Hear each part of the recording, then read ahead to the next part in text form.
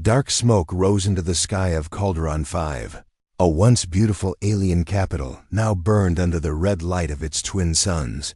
Screams echoed through broken buildings. Ships exploded in the air. The defenders had fallen. The enemy showed no mercy. High in the remains of the main control tower, Technician Rylek crawled over broken glass. His 3 fingers trembled as he adjusted the last working console. He looked at the red blinking button. Emergency SOS signal. Full range transmission. The system read. He hesitated. Then he slammed his hand down. A pulse flew through space.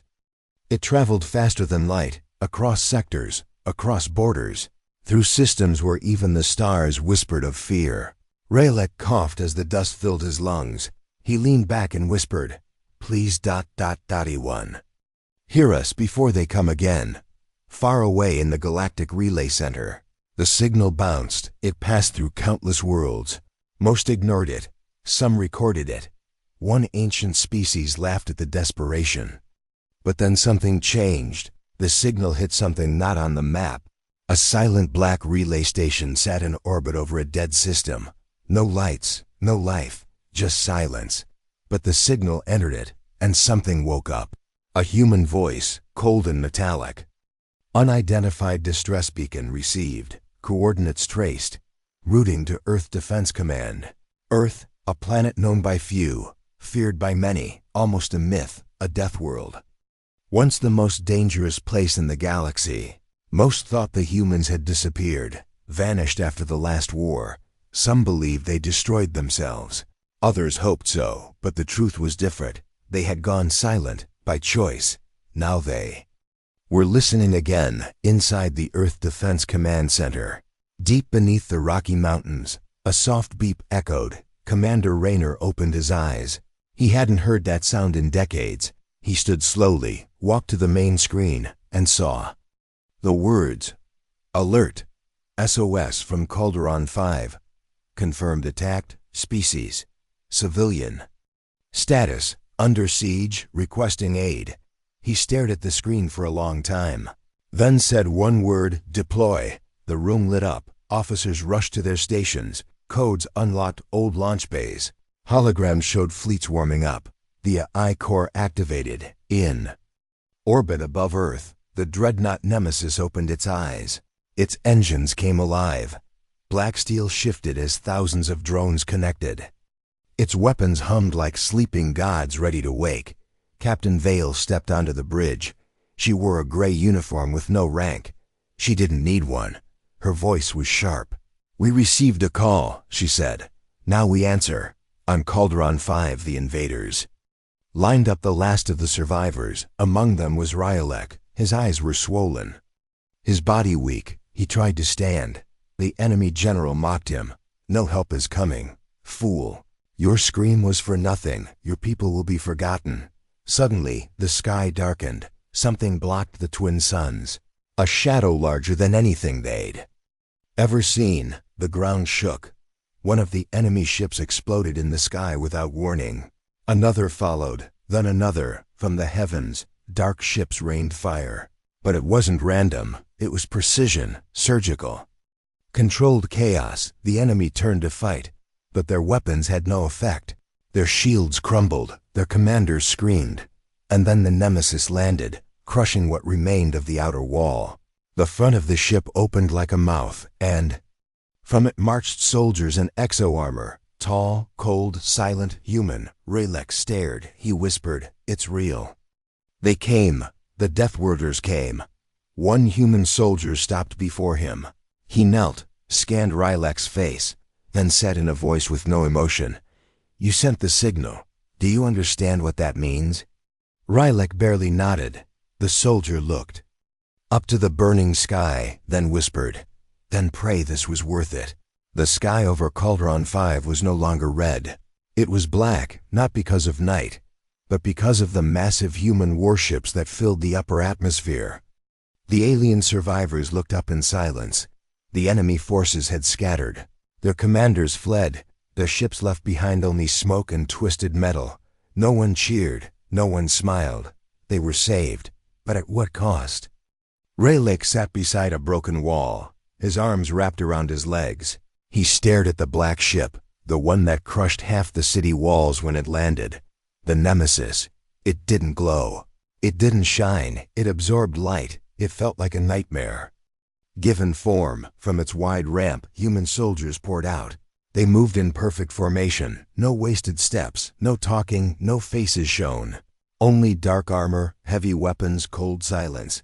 A child cried, but her mother quickly pulled her close. The aliens had asked for help, but now they weren't sure if they had summoned a savior or something worse. One of the alien elders whispered, "They are not here to save us. They are here to punish someone." Elsewhere on the planet, the last enemy holdouts were being eliminated. Not captured, eliminated. Humans gave no warnings, no second chances. They moved like machines, precise, deadly, high above, in orbit.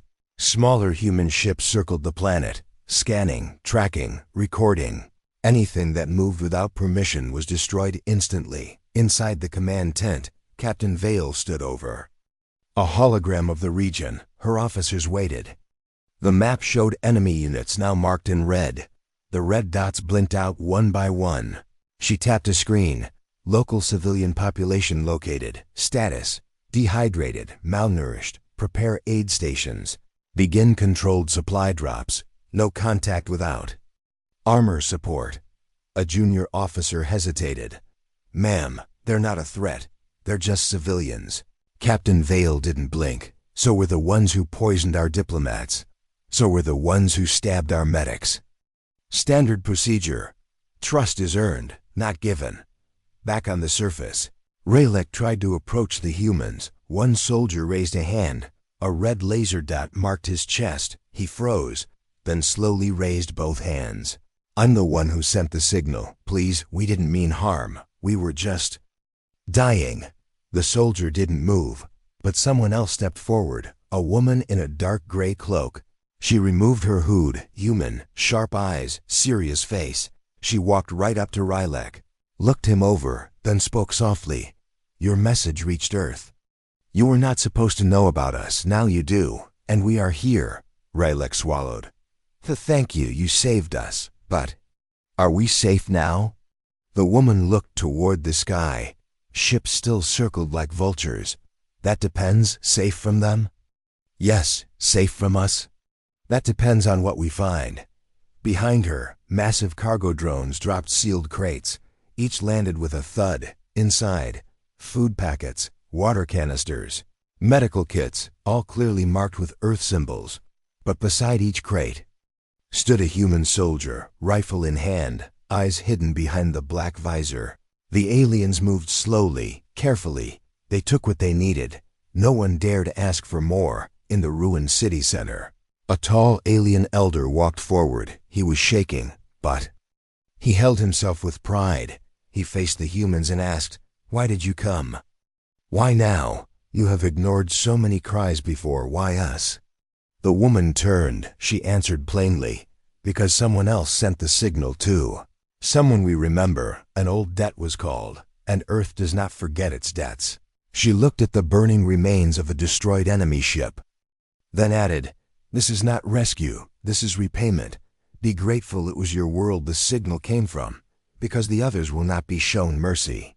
In the shadows of the silent Nemesis, the aliens watched as the Deathworlders built tents, stations, and towers. Everything felt temporary, like humans didn't plan to stay, only to finish something, then leave. But no one dared ask what would happen next, because even though the shooting had stopped, the real fear was just beginning. The morning after the human arrival was strangely quiet. Not a single alien ship flew overhead. No enemy marched through the ruined streets. But no one felt peace, only tension. Every step the humans took echoed with heavy boots, their presence pressed down like a storm that hadn't broken yet. Alien civilians moved carefully. They whispered, they watched, but they didn't run, not anymore. In a newly set-up command tent in the heart of the broken capital, Rayleigh stood shaking. He'd been summoned, not invited. Summoned by the humans. Two soldiers flanked him as they walked, silent, expressionless. Even the air around them felt colder. Inside the tent, Captain Vale stood before a screen. Her arms folded. The screen showed data maps, enemy casualty reports, intercepted communications. Rylek gulped. "You sent the signal," Vale said. "You reached Earth. That's no small thing." Rylek nodded slowly. "Yes, we were desperate. They were killing everyone. We didn't know who else would answer."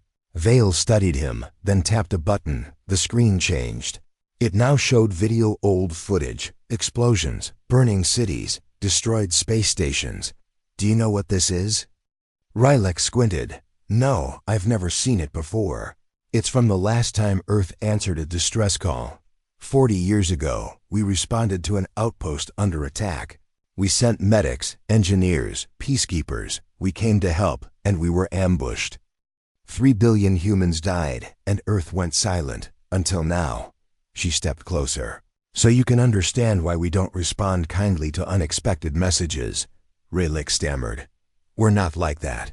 We're peaceful. We had no idea. We only wanted to live." Vale raised an eyebrow.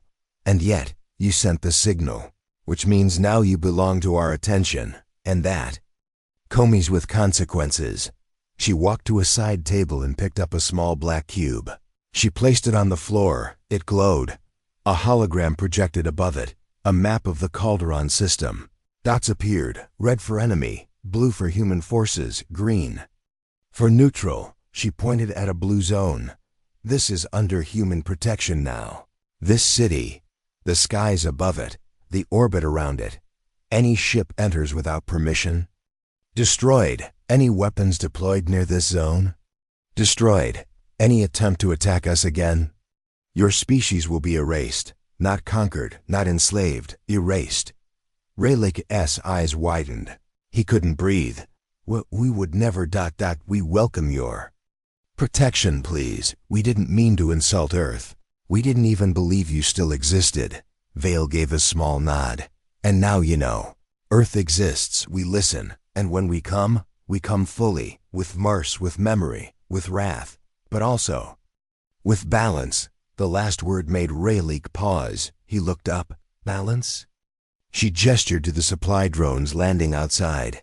"We don't punish without reason. We don't kill without purpose. You asked for help, so we helped. But that help has rules, and Earth doesn't forget.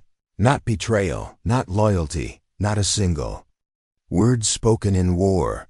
She stepped back to her terminal. "You are free, but watched. Helped, but tested. If you mean peace, then prove it. Help us track those who attacked you. Give us your records, your data, your survivors. If you lie, the silence will return, and this time, forever." Rylek's knees nearly buckled. He nodded quickly. Yes, everything we have is yours. We'll help, we'll cooperate, I swear it." Captain Vale didn't smile. She simply said, "Then your people might survive, and maybe, just maybe, you'll earn something Earth hasn't given in decades, trust." Outside the tent, more alien leaders were lined up one by one. Each was brought before the humans. Some begged, some offered tribute, some demanded answers. None received mercy. One alien ambassador, dressed in gold, shouted, "You can't do this. We're a sovereign race. You have no jurisdiction here." A human officer responded calmly, "Your attackers used weapons Earth designed centuries ago. That technology should have never been outside our borders. So now we are within yours. And your sovereignty ends where our people died." News spread fast. Other planets, other systems. Everyone learned the same message. Earth had returned, and it had not returned weak. But the strangest part? They weren't conquering anyone. They weren't planting flags. They weren't raising empires. They were simply watching, judging, waiting. The galaxy didn't know whether to run or to kneel. Rylek walked out of the command tent. The sun rose again over Calderon 5, but it didn't feel like his world anymore. It felt borrowed, like the humans were letting it live. For now he looked up at the sky, at the black dot that was the Nemesis. Still floating in low orbit, still silent, still watching, he whispered to himself. "We called the storm, and the storm answered, and now They would have to survive its gaze, far beyond Calderon 5. In a dark corner of the galaxy, the enemy empires. Command Center buzzed with frantic activity. The warlord Xeron slammed his fist on the holotable. How did they know? How did Earth come? His generals shifted nervously. They spoke in low voices. Our spies report someone sent a distress call. An S is using old Earth frequencies. We thought those channels were dead. We never imagined the Deathworlders would answer. Again, Xeron's eyes burned with anger. That signal was a mistake. A careless action by a desperate race. Now Earth remembers the debts we hoped were forgotten. Prepare the fleet. We will end this quickly, before they bring more forces. Back on Calderon 5, the alien survivors listened carefully. They had little knowledge of the humans. Only stories passed down through generations, stories of war and destruction. Now, those stories were real. Rylek met with a small group of alien leaders. They discussed the news they received from human informants. This is bigger than our fight, one elder said. The enemy has provoked Earth without knowing. Our hope depends on these Deathworlders. But so does our fear. Meanwhile, in the enemy's space, the warlords' fleets mobilized. Thousands of ships powered their engines. Heavy cruisers, swift fighters. Silent bombers all raced toward Calderon space. On board the flagship Dominion, Xeron addressed his officers. The humans think we are weak. They think we have forgotten their wrath. We will show them strength. We will crush their fleets and burn their worlds. Let Earth regret the day it listened to a dying race, he declared. But unknown to Xeron, Earth's warships were already preparing an ambush. Underneath the dark clouds of an asteroid belt, human fleets hid, waiting patiently. Captain Vale studied the tactical maps. They'll come fast, they'll come hard, but they won't expect what? We have prepare the silent weapons, engage the AI combat drones, ready the gravity nets. We'll make them pay for every inch they try to take. The tension grew as the enemy fleet crossed into Earth-protected space. Alien observers aboard human ships watched the approaching enemy, their faces pale with shock at the technology they saw. Silent drones slipped between ships. Invisible beams cut enemy shields. Enemy fighters exploded before they could fire. The battlefield became a deadly dance. Explosions lit the void like fireworks. Yet the humans moved with cold precision, no mercy, no hesitation, on the bridge of the Nemesis. Captain Vale's voice was calm but fierce. Target locked. Deploy gravity nets. Initiate drone swarm. Destroy all enemy command ships. Protect the civilians. No retreat, she ordered. Alien survivors held their breath. They watched as their enemies were destroyed one after another. The scale was terrifying. Entire squadrons vanished in minutes, back on Calderon 5. Rylek knew the war was far from over. Earth's wrath is not something to be taken lightly. We are lucky they answered our call, but the enemy will not stop until they are wiped out, and Earth will not stop until justice is done. As the battle raged beyond the stars, the galaxy began to whisper stories of the Deathworlders' return, of a force so powerful it could not be stopped. And in the darkness of space, one truth was clear. The enemy had made a fatal mistake. They had woken a sleeping giant, and that giant was coming for them. The war had only just begun. The void around Calderon 5 burned with light and death. Thousands of ships clashed in cold silence. Explosions erupted like distant storms, but none were louder than the roar of the Deathworlder Armada. Captain Vale stood steady on the bridge of the Nemesis, her eyes calm but sharp. She watched the enemy fleet move like a desperate tide, rushing forward to break through Earth's shield. They think their numbers will save them, she said quietly. But they forget. We are not just numbers. We are the storm that crushes numbers. Her command voice cut through the bridge. Deploy gravity bombs, release combat drones. Activate silent beam weapons. Engage all targets. Outside, the human ships exploded into motion. Black warships glided like shadows. Drones swarmed like angry bees. Invisible beams carved through shields and hulls. Enemy fighters vanished before they could fire a shot. One by one, enemy cruisers were caught in gravity nets. Heavy chains of force ripped their engines apart, the void filled with twisted metal. And silent screams among the alien observers, faces were pale with shock. This power, it is beyond anything we dreamed, one whispered. They fight like gods, but cold gods. On the bridge of the enemy flagship Dominion, the warlord Xeron's face twisted with rage. Hold the line. Destroy those nets. Break through the swarm. His orders came too late. The drones attacked with deadly precision. Swarms split and regrouped. They overwhelmed the enemy fighters, tearing through their formations like wind through dry leaves. The enemy flagship shuddered as gravity bombs detonated nearby. Massive waves of crushing force tore the hull apart. Alarms blared, systems failed, and Dominion began to drift, crippled and dead. Captain Vale's voice was calm. Enemy flagship. Down. Continue the assault. Protect civilian zones. No mercy for attackers. In the chaos, a young alien pilot watched from a small shuttle. His hands shook. This battle was not what he imagined. It was beyond brutal, beyond fear. He saw the human ships move like living things, silent and deadly. He heard stories of Earth's wrath before, but now he understood those stories were true. Back on Calderon 5, survivors huddled in shelters. They listened to the distant sounds of war. They prayed for the humans to win, but feared the price that victory would bring. Captain Vale turned to her officers. Prepare the boarding teams. We will take the enemy out from inside. Destroy their command centers. End this war quickly. Her words carried the weight of cold steel. No hesitation, no mercy. The alien elder Rylak watched from a distance. He whispered to himself, the Deathworlders do not forgive. They do not forget. They will end this war. But what will be left when they do? The battle raged across space, and one thing was clear. The wrath of the Armada was unstoppable. A force awakened, fueled by memory and power. The galaxy waited with bated breath for the war to end, or for the darkness to consume all. The Nemesis drifted silently over a forgotten moon, its dark hull blending with the starless sky. Captain Vale stood on the bridge, her eyes narrowed.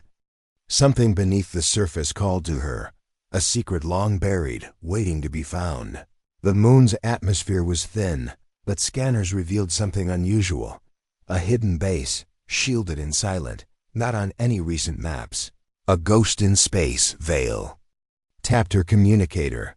Prepare a boarding party. I'm going down to investigate. Bring extra security. In the shuttle, Vale's boots made soft thuds on the metal floor. Her mind raced. What was this place? Why had it been hidden? And why did the enemy fear it so much? The airlock opened with a hiss. Inside the base, shadows stretched long. Hallways twisted like a maze. The silence was heavy, almost alive. Vale moved carefully, her rifle ready. The base was ancient. Old technology hummed beneath the floors. Then she found it, a massive chamber, filled with strange machines, wires like veins. Pulsing softly in the center, a device stood tall, a planet-killer weapon, a machine capable of destroying entire worlds. Its power unimaginable, its purpose deadly. Vale's breath caught. This was the secret Xeron had tried to hide, a weapon Earth never wanted to face again. And flashbacks came to her, the last war, the betrayals, the losses, the day Earth went silent. She knew why Earth stopped answering distress calls. Because once before, they were betrayed. Once before, they lost billions, and they never forgot. Vale reached for her cum. We found the weapon. This changes everything. The enemy was ready to use it. We must destroy it before it's too late. Back on the Nemesis, scientists prepared demolition charges. Specialists worked fast. Every second counted as the team set explosives. Alarms sounded. Enemy forces had tracked the shuttle. They were coming. Gunfire echoed through the corridors. Vale's team fought bravely. The battle was close, brutal. Every step forward was paid with blood. Finally, the charges were set. Vile gave the order, detonate. A shockwave tore through the base. The moon shook, cracks appeared. The weapon and its secrets were destroyed, but the victory was bittersweet. Vale knew the war was far from over. The enemy had many secrets, many weapons hidden in the darkness. She looked out at the stars. The galaxy was a dangerous place, and Earth's return was only the beginning. Back on Calderon 5, Rylek listened to the news. His hope grew, but so did his fear. Earth fights with a memory sharp as a blade. But will that memory cut through the future, or will it destroy us? The Deathworlders were not just warriors, they were judges and executioners, and the galaxy watched, trembling. The battle was over. Silence fell like a heavy blanket over Calderon 5. The skies cleared, but the scars remained. Burned cities, shattered ships, broken dreams. The nemesis hovered low, its shadow dark and still against the pale ground, human. Soldiers moved carefully through the ruins, not as conquerors, but as watchers, guardians. Captain Vale walked slowly, her boots stirring dust and memories. She looked at the alien survivors gathered in small groups. Their eyes wary, tired, but alive. Among them was a little girl, no older than 7. Her eyes wide with fear and hope. She clutched a small broken toy. Dust covered her clothes, but she stood tall. A human soldier knelt before her, removed his helmet slowly. His face was kind, soft in the harsh light. He smiled gently and offered her his helmet. "Here," he said, "for protection." The girl's lips curved into a small smile. She touched the helmet as if it were a treasure. The crowd watched quietly. This small moment spoke louder than words. Elsewhere, aid stations worked tirelessly. Food, water, medicine flowed like a river. Machines hummed softly, powering the shattered city. The humans did not stay long, but they left behind hope. Captain Vale stood before the alien elders. Their faces were marked with loss and relief. One elder spoke, voice trembling. "Why did you come? Why spare us when you crushed our enemies?" Vale met his gaze, steady and true. "Because your signal reached Earth. Because debts must be paid. Because war is not just destruction, it is balance." She paused.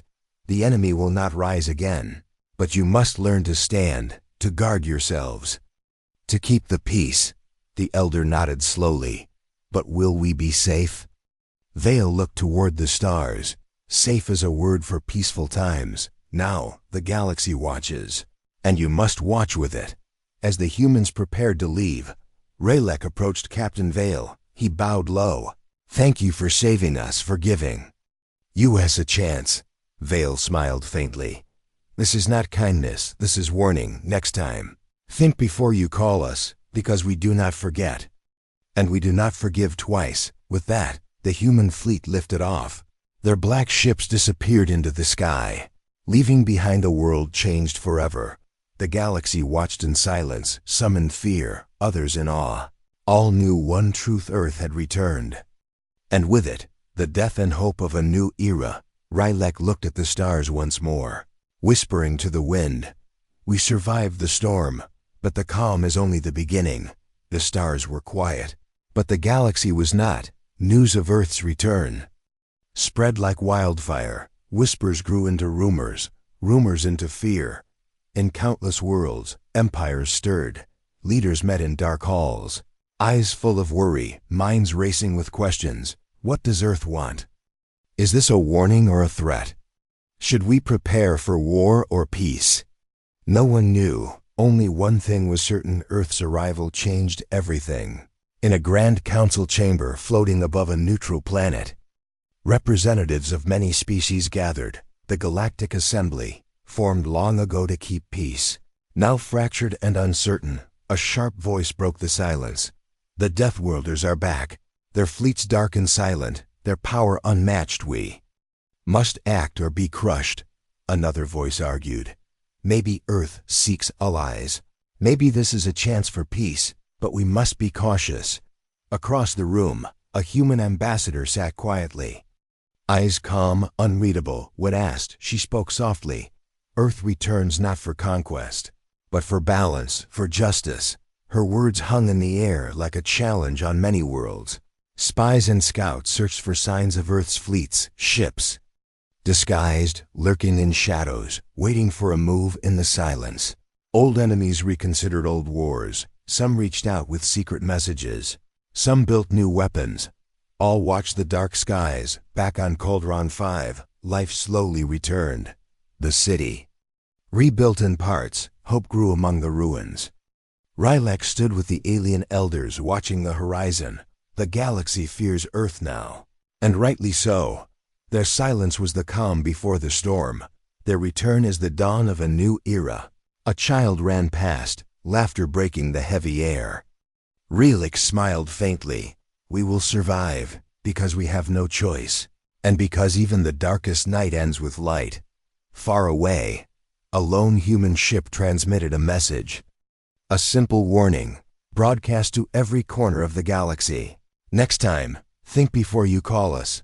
The galaxy held its breath, waiting for what came next. And in the quiet depths of space, the Deathworlders watched and waited, their eyes cold. Their power great, their patience endless. The story was far from over, and the future belonged to those who dared to face the storm.